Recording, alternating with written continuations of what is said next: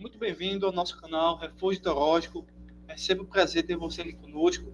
E hoje a gente vai dar continuidade ao nosso estudo, dentro da revista bíblica, com o tema Em Defesa da Fé Cristã, combatendo as antigas heresias que se apresentam com nova aparência.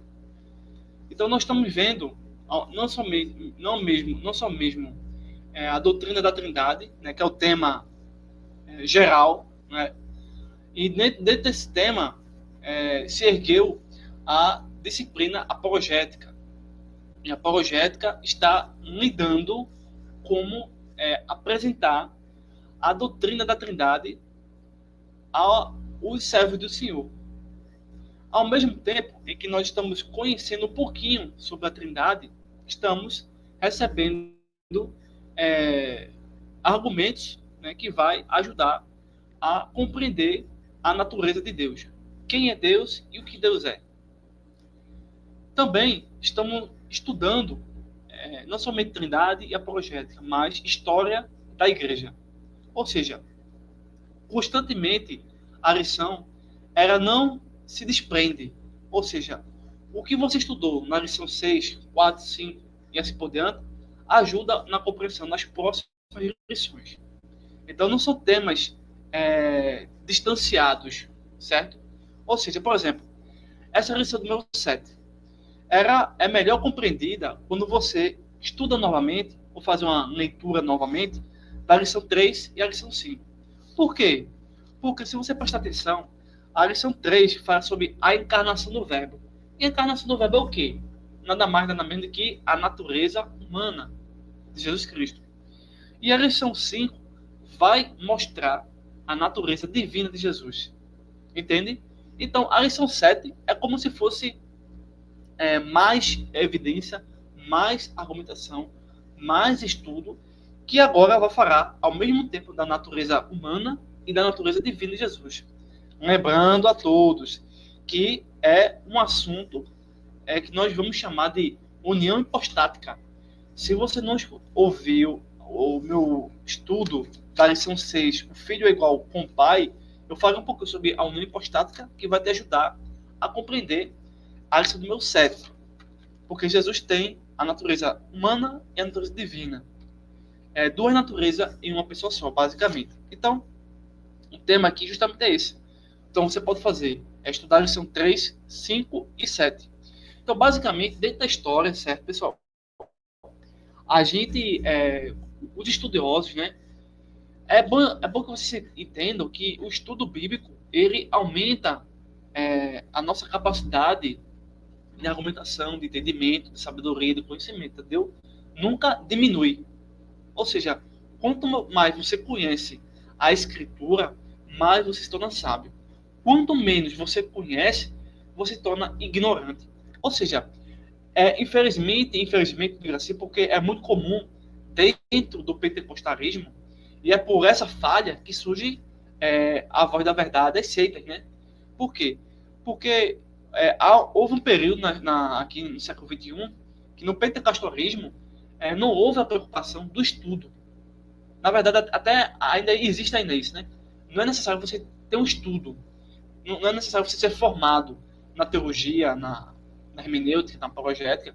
Não há essa necessidade para o povo, né? Enquanto, na verdade, deveria existir isso. Então, os pastores, os diáconos, enfim, deveriam preparar o povo melhor, né? Mas nós perdemos essa qualidade, porque a igreja é a igreja que educa, é a igreja que ensina, é uma igreja que traz a doutrina. Por exemplo, na Reforma Protestante, a Reforma Protestante só teve êxito, um dos eventos, um dos fatos, quando a Reforma conseguiu traduzir o idioma do latim para o idioma oficial do país. E não somente isso, porque não adiantava apenas, por exemplo, eu dizer aqui em português o que eu estou dizendo, né? Se o indivíduo, o servo do Senhor que está na EBD, é analfabeto. Não faz sentido nenhum. Então a reforma conseguiu não somente traduzir a escritura, mas alfabetizar os servos do Senhor naquela época. E o que acontece hoje é que isso não existe mais. Não existe mais a preocupação daqueles que estão ouvindo, que sejam analfabetos ou não, estudar, fazer a leitura compreensiva do texto, interpretar o texto, entendeu? Para compreender a natureza humana e divina de Jesus. Por quê? Pense bem, se a gente está se esforçando, se a gente está aqui no YouTube, se a CPAD está publicando, se nós temos traduções bíblicas, se existe a escola dominical, é para o quê, pessoal? É para fechar os olhos, tampar os ouvidos? É isso? Não. Ao contrário. Lembro a todos que a sabedoria é um dom de Deus. Ou seja, se você é analfabeto, se você não tem um curso, se você, né, tem alguma dificuldade, então você não tem que ficar nesse estágio. Ao contrário, você tem que crescer na graça e no conhecimento. Entende? Então, quando a gente traz aqui substância, natureza, união hipostática, não é para mostrar quem sabe mais ou quem sabe menos, mas ao contrário, é criar uma mentalidade, que essa mentalidade, que esse comportamento reproduza-se em ação. Porque não adianta você estudar 10 capítulos sobre a natureza humana de Jesus e fechar e dormir. Não adianta. É necessário que você aplique isso em alguma área de sua vida. Profissional, em alguma área da ciência, na EBD, entendeu? Externar isso, externar o verdadeiro conhecimento que advém da escritura. Então a gente não tem que se conformar, a gente tem que crescer juntos, né? Bem, feito essas observações, a gente pode entrar no texto. Eu vou passar aqui o PDF, passar aqui rapidamente para vocês poderem ver. Texto áureo. O texto áureo diz o quê? Dos quais são os pais e dos quais é Cristo, segundo a carne, o qual é sobre todos Deus bendito eternamente. Amém. Romanos, capítulo 9, versículo 5. A verdade prática diz assim: Jesus é eterno, é o eterno e verdadeiro Deus e, ao mesmo tempo, o verdadeiro homem. Ou seja, das três pessoas da Trindade, o Pai, o Filho e o Espírito Santo, somente o Filho possui a natureza humana. O Pai não tem a natureza humana e nem o Espírito tem a natureza humana. Somente o Filho tem a natureza humana. Ou seja, das três pessoas, o Filho tem duas naturezas, que é a divina, certo? E a humana. Ok? Vamos fazer aqui a leitura bíblica em classe. Eu digo a vocês que essa leitura bíblica em classe ajuda a entender suficiente toda a lição 7. Por quê? Veja só, eu vou aqui esconder um pouco, né, o Filipenses depois, mas veja só, tem Romanos capítulo 1, do 1 ao 4, a leitura bíblica em classe, e temos Filipenses capítulo 2, verso 5 a 11. Então, Filipenses 2, 5 a 11 já te ajuda a entender a natureza humana e a natureza divina. Por quê? Porque no versículo 6 fala de quê? Fala da forma de Deus, morfê, theos. E na forma de homem, morfê, antropos, que é o verso 8. Então, o verso 6 e verso 8 já te diz o tema da lição. Entendeu? É de onde nós estamos se baseando. Ou seja, Filipenses realmente vai te ajudar a compreender todo esse mistério. Vejamos o que diz Filipenses, capítulo 2, versículo 5 a 11. Diz assim: de sorte que haja em vós o mesmo sentimento que houve também em Cristo, que, sendo em forma de Deus, não teve por usurpação ser igual a Deus. Pega aí, em forma de Deus, verso 6, tá bom? Pode ser na memória. Verso 7. Mas aniquilou-se a si mesmo, tomando a forma de servo, fazendo-se semelhante aos homens. Verso 8. E achando em forma de homem, humilhou-se a si mesmo, sendo obediente até a morte, e morte de cruz. Verso 9. Pelo que também Deus o exaltou sobremaneiramente, e lhe deu o nome que é sobre todo o nome. Verso 10. Para que o nome de Jesus se dobre todo o joelho dos que estão nos céus, na terra e debaixo da terra. Verso 11. E toda a língua confesse que Jesus Cristo é o Senhor, para a glória de Deus Pai. Deus Pai, né? Então, Filipenses, né? Existe, obviamente, a má interpretação das seitas, né? As seitas vão procurar confundir, vão procurar não enxergar o texto como ele realmente é, para, obviamente, trazer um falso evangelho. Ou seja, geralmente as seitas, quando vê Filipenses 2, elas têm pavor. Por quê? elas, em vez de aceitar o que o texto está dizendo, elas procuram questionar. Elas questionam dessa forma. Como é que Jesus poderia ser Deus enquanto estava na Terra, se ele deixou de lado a sua divindade para tornar-se homem? Então, em vez deles entenderem o texto, né, eles começam a usar o texto de maneira errada para negar a Trindade. Isso não é hermenêutica, não é exegese, ou seja, não é a técnica de interpretação, certo? Porque está lançando sobre o texto crenças iniciais. Ou seja, o cristianismo é aquilo que te dá a crença. Não somos nós.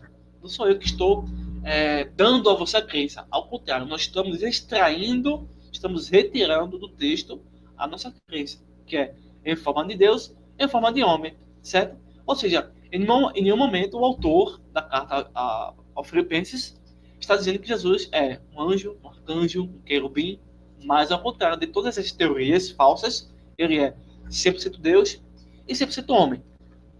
Então, lembra-se que eu disse a vocês que é bom dar uma olhadinha na lição 3 e depois na lição 5? Faça isso. Dá um passo no vídeo. Quiser ver os meus vídeos anteriores, volta, depois vem aqui. Ou senão você faz a leitura da lição, depois retorna, tá bom? Aí você pode dar uma pausa aí. Dá uma pausa, depois retorna. Então, quando a gente percebeu na lição 3 sobre encarnação, é aqui que vai a chave do entendimento, tá bom? Por quê? Na lição 3 é a encarnação do verbo. Então, quando a gente entende a encarnação do verbo, a encarnação de Jesus não foi a subtração da sua divindade, né? Não foi retirado de Jesus a sua divindade. Jesus não perdeu, não deixou de ser Deus, ele não deixou de existir como Deus. Mas, na verdade, com essa encarnação, quando Deus se torna homem, né, ele apenas adiciona a humanidade, ou seja, ele pega a natureza humana e adiciona. De forma nenhuma é uma subtração. Como se fosse ele veio, a divindade deixou de existir e passou a existir somente homem. Não é assim, não.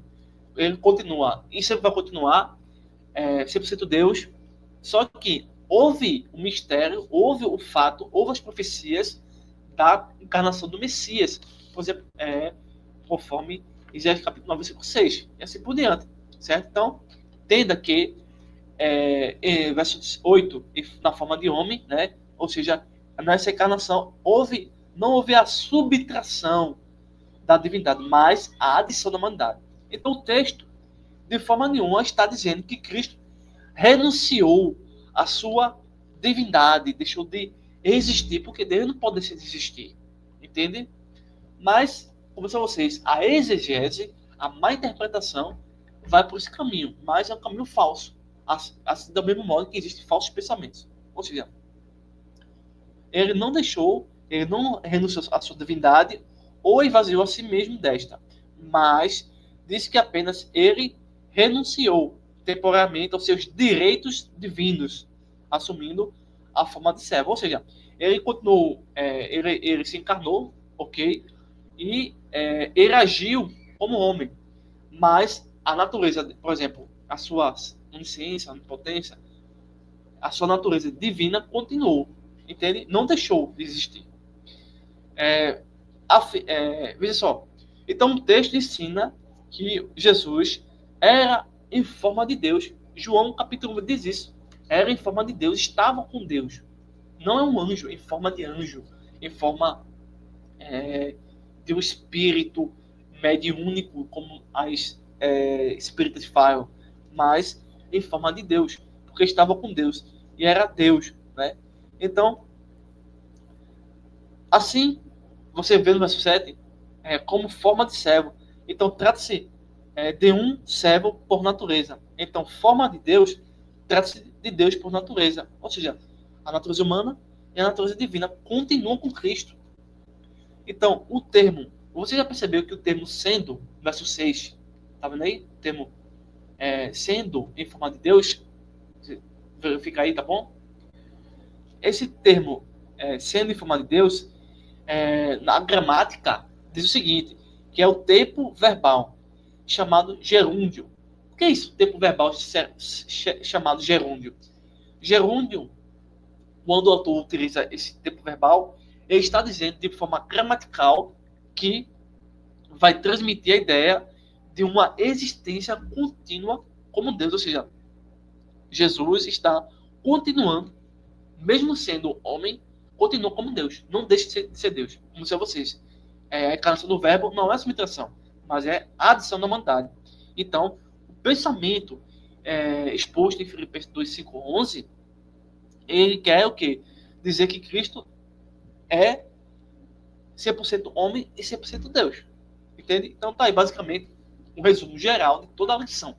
Né? Só em Filipenses capítulo 2, versículo 5 ao 6, ao 11, tá bom? Bem, então vamos fazer aqui a leitura da lição. Aqui, a introdução, né? Deixa aqui a introdução para você verificar. Introdução. A lição dessa semana tem como propósito, né, objetivo, reafirmar a natureza divina e humana de Jesus. E ao mesmo tempo mostrar as principais heresias contrárias ao ensino doutrinário da natureza cristológica, que é o nestorianismo e o monofisismo. Obviamente, pessoal, que existiram e ainda existem outras teorias que negam a natureza humana e a natureza divina. Bem, em seguida, a lição vai apresentar uma perspectiva atual, certo? Em que essas heresias se apresentam com uma aparência moderna. Deixa eu baixar aqui. Introdução, né? Ali foi o professor, né? Palavra-chave, natureza. Né? Eu, particularmente, diria realmente natureza mais de maneira histórica, hipóstase, certo? Natureza, hipóstase, ok? Introdução. Uma vez estabelecida definitivamente a cristologia de Nicéia, em 325, e a Trindade, em Constantinopla, em 331, surgem novas especulações, interrogações, dúvidas e até mesmo ataques teológicos em torno da pessoa da natureza de Cristo, que é a humana e a divina. Essas controvérsias deram origem ao Concílio de Calcedônia, em 451, hoje atual em Istambul, na Turquia. A próxima lição é sobre o nestorianismo e o monofisismo, dois pensamentos considerados heréticos no Concílio de Calcedônia. Então, essa é basicamente um resumo histórico de como foi a preocupação dessas pessoas, não somente de entender o texto bíblico, de defender o texto bíblico, mas mostrar como os indivíduos que não realmente nasceram de novo começam a teimar e a duvidar de forma negativa da revelação de Deus, que é em Cristo, certo? Então, vamos ver aqui o tópico 1. O ensino bíblico da dupla natureza de Jesus. Vou baixar aqui aqui. Certo? Veja, ele começa com o quê? Romanos, capítulo 1, verso 3. Né? Diz assim: descendência de Davi segundo a carne. O apóstolo está se referindo aos ancestrais de Jesus. Ele veio da família humana de carne e ossos, que vivia entre o povo de Israel. É tanto que Jesus teve irmãos e irmãs. Né? Ou seja, Maria não continuou virgem. Ela, de fato, teve outros filhos. Então, a família de Jesus não era somente Maria, José, né? Mas também teve irmãos, no sentido porque ele saiu do útero de Maria, entende? E por isso que é um dos motivos de mostrar que ele é 100% humano. A sua linhagem está registrada na introdução do Evangelho de Mateus, no capítulo 3, e de Lucas. Jesus foi concebido no ventre de Maria, uma virgem de Israel, pelo Espírito Santo. Aí está o hélero humano divino, as duas naturezas do Senhor Jesus. Então, essa questão aqui, a sua linhagem, está registrada na introdução do Evangelho de Mateus, capítulo 3 e de Lucas, é como se fosse uma árvore genealógica. Se você pudesse retornar ao passado e verificar que ele pertence, né, a essa raiz de Davi, entendeu? Cumprindo assim mais novas profecias, né? Para você ver que a essência da mensagem está realmente em harmonia, certo? Ponto 2. Declarado Filho de Deus em poder. Essa expressão indica a divindade de Jesus. Isso é reforçado logo em seguida pelas palavras de Jesus Cristo, nosso Senhor. Mais adiante, Paulo, ao descrever os privilégios que Deus concedeu a Israel, como a adoção de filhos, e a glória, e o conserto, e a lei, e o culto, e as promessas, o apóstolo conclui, dos quais são os pais, e dos quais é Cristo, segundo a carne, o qual é sobre todos, Deus bendito eternamente. Amém. Romanos capítulo 9, versículo 5. Ou seja, novamente, Paulo e a Escritura está dizendo que Jesus é Deus bendito eternamente. Então, o Senhor Jesus é um judeu, descendente de Israel, e ao mesmo tempo é o Deus bendito eternamente. Ou seja, Cristo, ele é judeu. Cristo não é brasileiro, Cristo não é americano, Cristo não é judeu, chinês, japonês, coreano. Cristo, ele é judeu, certo?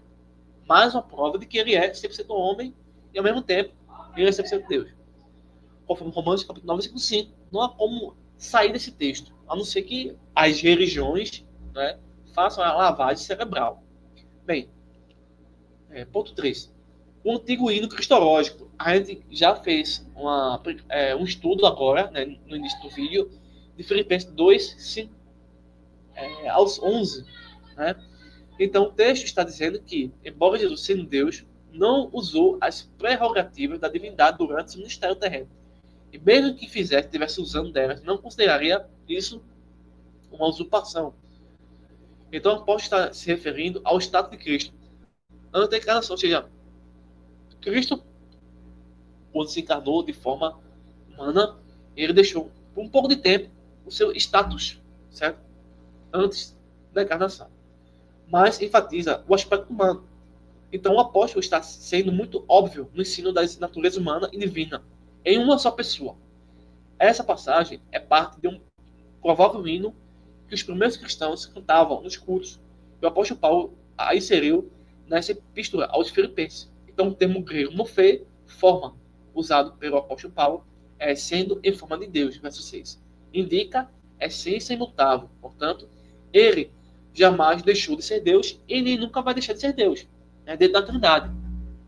Então, essa é o ensino bíblico da dupla natureza de Jesus, que se baseia em quê, pessoal? Em Romanos 1, 1 4 e também Filipenses capítulo 2, versículo 5 a 11. Não que somente esses textos falem disso, mas como você puder depois fazer a devida leitura da lição 3 e 5, você vai encontrar mais textos que mostram justamente isso aqui. Tópico 2. Deixa eu baixar aqui. Vocês aqui, dá pelo menos uma visualizada, né? Tópico 2. Deixa eu aumentar um pouco aqui, ó. Heresias contra o ensino bíblico da dupla natureza de Jesus. Ou seja, no decorrer do tempo, sempre existiu pessoas que não acreditam na palavra, tanto dentro quanto fora. Né?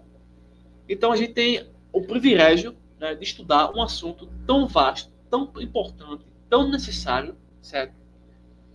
E que não pode ser esquecido. Você que estudar essa lição, abrace com todo o seu entendimento para não esquecer desse ensinamento, pois é vital. Porque no tópico 2, ainda vai ver as heresias, ou seja, partidos, posicionamentos contra o ensino da palavra de Deus, contra a dupla natureza de Jesus. Primeiro, ele vai falar aqui sobre da história. Quem foi na história? Veja agora que muitas das vezes as falsas profecias e os falsos profetas estão aonde estão? Na própria igreja. Tanto que na história foi o quê? Ele foi bispo de Constantinopla. Então, um bispo está trazendo heresia. E hoje em dia, existe algum bispo, algum pastor trazendo heresia? Então, muito cuidado. Ao mesmo tempo que você estuda a palavra, você está sendo instruído para vigiar. Certo? Então, se, por exemplo, vou fazer uma pergunta aqui a vocês. Se hoje ou amanhã, o seu professor de EBD, ou até mesmo pastor, né, ou diácono, 2 ou 3 pessoas se reunirem e começarem a dizer, não, Jesus não era um Deus, não. O que você vai fazer? O que você vai fazer se a pessoa que passou aí, está no ministério, né, é um músico, disser, Jesus não é Deus, negar a Trindade, o que você vai fazer? Qual é o seu posicionamento? Bem, vou correr aqui porque a internet aqui de casa está ruim, né? Vamos ver aqui. Ele foi bispo de Constantinopla, então na história discordava do título dado a Maria. defendido por Cirilo de Alexandria, mãe de Deus. Em grego, Theotokos, literalmente, portadora de Deus. Bem, minha internet aqui tá ruim, se está gravando bem, pessoal, me desculpa aí, tá certo? Mas vamos continuar aqui, né? O tempo aqui tá correndo, mas não sei se tenho certeza se tá o áudio bom. Isso eu vou ter certeza depois, né? Mas eu vou tentar organizar aqui esse problema daqui para esse final de mês, tá bom? Bem, Nestor discordava do título que era dado a Maria por Cirilo de Alexandria, era mãe de Deus, em grego Theotokos, literalmente portadora de Deus. Ele sugeriu receptora de Deus, ou Cristotokos, mãe de Cristo. Sim, Maria é mãe de Jesus humano, e não mãe de Deus, visto que é eterno. A expressão adotada por Cirilo era uma contradição em si mesma. Embora a posição de Nestório fosse bíblica e teologicamente correta, a popularidade do termo mãe de Deus de Cirilo impediu o êxito do termo da explicação de Nestório. A preocupação dele era mesmo menos com a mariolatria e mais com as ideias de arianismo. Nestorianismo. Nestório defendia a formulação dos pais nicênicos, a divindade de Cristo e a humanidade defendida no credo niceno constantinopolitano, em 381. Segundo o pensamento nestoriano, as duas naturezas humanas de Cristo, a humana e a divina, eram duas pessoas. Eita, aqui quebrou mais ainda, né? Ele aceitava que Jesus era Deus e um homem, aceitava. Porém, ele dizia que Cristo era duas pessoas. Aí é heresia. Cristo não é duas pessoas. Cristo é uma pessoa com duas naturezas. Entende? Então, essa foi a acusação contra ele. A ilustração nestoriana era a comparação do marido e mulher serem uma só carne. Essa regada afirmação nestoriana foi considerada heresia no Concílio de Éfeso, em 431. Ele foi condenado por esse concílio, que o declarou herege, e o imperador o exilou.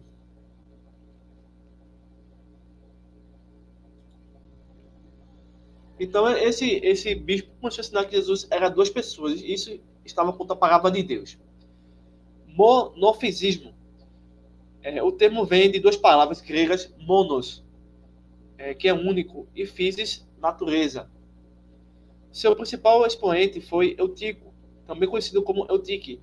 Essa doutrina afirma que as duas naturezas de Cristo são fundidas em uma só natureza, amalgamadas. O sentido de amalgamar, não de unir, não se trata de união, mas de mistura, fusão. Assim seria uma só natureza híbrida, nem totalmente Deus, nem totalmente homem. Essa doutrina foi condenada no Concílio Calcedônio em 451. Então, depois de Nestório, vão surgir vários, e antes deles surgiram várias teorias sobre Cristo. E essa aqui, monofisismo, está dizendo que Jesus não é 100% Deus e 100% homem. Ele é 50% Deus e 50% homem. Veja que heresia, né? Ilustração. Bronze é uma liga de cobre estranho, de modo que nem é cobre nem estranho, mas outro material. Quanto à cor verde, é a mistura de cores azul e amarela. Assim como o bronze não é cobre e nem estranho, o verde não é azul e nem amarelo. Da mesma forma, de acordo com o Eutico, as naturezas de Jesus não são divina e nem humana. Isso é heresia. Veja que isso acompanha, isso consegue conquistar pessoas, né? Por quê? Porque as pessoas não são instruídas, né? Nós precisamos instruir as pessoas, nós precisamos conhecer a palavra para não cair nessa heresia do nestorianismo nem do monofisismo. Então, a resposta bíblica. Segundo a Bíblia, o Senhor Jesus é perfeito quanto à divindade, perfeito quanto à humanidade. Concílio de Calcedônia. Essa formulação teológica fala das duas naturezas de Cristo em uma só pessoa. As propriedades de cada natureza permanecem intactas, concorrendo para formar uma só pessoa e subsistência, não dividindo ou separando as duas pessoas, mas um só e mesmo Filho unigênito, Deus e Verbo, Jesus Cristo Senhor. A encarnação do Verbo não é uma convenção ou transmutação de Deus em homem, nem de homem em Deus. A distinção é precisa entre a natureza e pessoa. Diz o documento, a união de duas naturezas é permanente como resultado da encarnação. O documento é uma interpretação precisa da Escritura. Então, aqui justamente vai trabalhar o conceito de hipóstase, né? Que vai tentar refutar da história e os monofisistas. Então, tópico 3. Perigo das seitas, dessas heresias na atualidade. Elas não morreram, continuam vivas de forma sofisticada. Elas evoluíram, né? Evoluíram no sentido negativo, né? É porque eles também têm hoje marketing, né? Por exemplo, os monofisistas. Quando a doutrina monofisista foi rejeitada juntamente com o nestorianismo, houve reação. Jacob Barredeus, o monge sírio, liderou um grupo monofisista e preservou a tradição sírio-monofisista conhecida como tradição jacobita. Ele e seus seguidores rejeitam a decisão do Concílio de Calcedônia.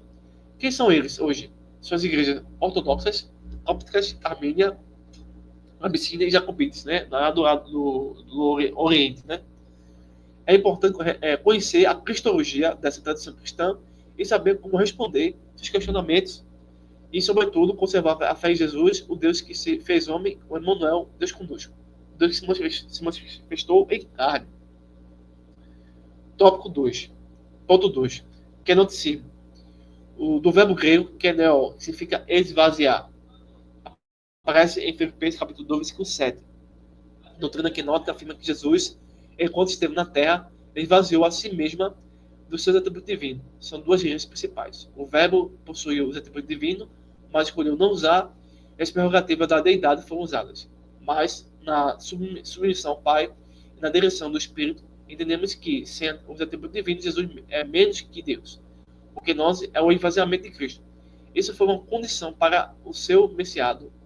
E por isso ele abriu mão de sua glória celeste. Jesus revelou sua natureza divina quando esteve na terra. Então ele agiu como Deus, perdoou pecados, recebeu adoração, repreendeu a fúria do mar. Mas somente Deus tem esse poder. Mariolatria. Hoje o que? O catolicismo, né? A Igreja Católica não crê na Trindade, ela crê na quaternidade, né? É Maria, Deus, Filho e o Espírito. O catolicismo romano adotou o termo Mãe de Deus de Cirilo, ou seja, é um pensamento antibíblico que se desenvolveu numa teologia e permanece até hoje, por conta de sua popularidade. Com isso, aprendemos que o que parece certo, a escolha popular, nem sempre apresenta a verdade. Conclusão. O Concílio de Calcedônia, em 451, reafirma os dois concílios anteriores, de Nicéia e de Constantinopla, ratificando os credos produzidos por esses conclaves gerais, estabelecendo definitivamente as duas naturezas de Cristo. A melhor maneira de se proteger dessas heresias e de outras heresias é conhecer bem no que acreditamos, o ensino oficial de nossa igreja e seus respectivos fundamentos bíblicos. Isso serve como nosso referencial quando nos deparamos com doutrinas inadequadas. Então, a lição número 7, as duas naturezas humanas, divina e de Cristo, elas são estabelecidas na Escritura e depois na própria história. Se você gostou, compartilhe, se inscreve, deixe um comentário. Eu espero que o áudio fique bom. Né? Não estou vendo aqui na internet caindo muito. Certo? Então, Deus nos ajude, né, meus irmãos? Então, um forte abraço. Curta aí o nosso vídeo. Deixe um comentário. Diga aí, ó, Firmino, o áudio ficou bom, o áudio ficou ruim. Qualquer comentário para mim é importante, tá bom? Forte abraço. Bom EBD. Bons estudos. Então, fique com a palavra, né? Até breve, pessoal.